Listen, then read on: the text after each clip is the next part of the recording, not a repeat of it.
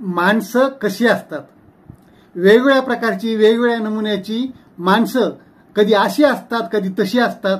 विचारू नका माणसं कशी असतात. आता याच्यातलाच एक नमुना म्हणजे काही माणसांना स्वतःचं काय करायचं हे कळत नसतं, स्वतःचं काय ठरवायचं कळत नसतं, चांगलं कशात वाईट हे पण कळत नसतं. मात्र एकच त्यांचं ध्येय असतं, दुसऱ्याचं वाईट झालं पाहिजे.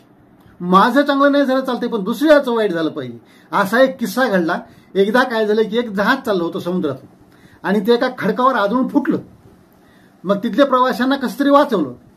मग त्याच्यातले काय झाले की 3 प्रवासी एका निर्जन अशा बेटावर तिथं अडकले.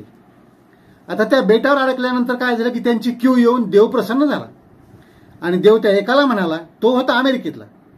त्याला विचारलं की बाबा तुला काय पाहिजे सांग, मी तुमची मदत करायला आलोय. तर तो अमेरिकेतला व्यक्ती म्हणाला की मला काय करा, तुम्ही माझ्या देशामध्ये पाठवा अमेरिकेला आणि मला तिथं कोट्याधीश करा. तुम्ही आता आलातच भेटलात तर माझी सगळी इच्छा पूर्णच करून टाका. बरं ठीक आहे तथास्तु म्हणले. त्यानं गेला अमेरिकेमध्ये, झाला कोट्याधीश.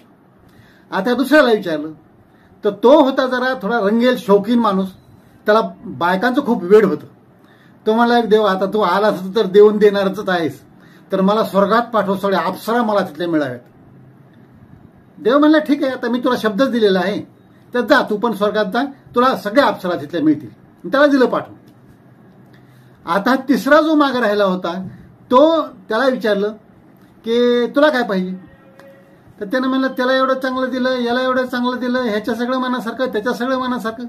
अरे देव म्हणले तूही सांग ना तुझ्याही मनासारखं करतो काय ते. ते मला माझ्यासारखं मनासारखं नाही, मला काय करा इथे निर्जन बेटावर मी एकटाच आहे सध्या, तर मला काय करा त्या दोघांना परत इथं माघारी या. माझं चांगलं मला नको काही, त्या दोघांनाही चांगला माघारी.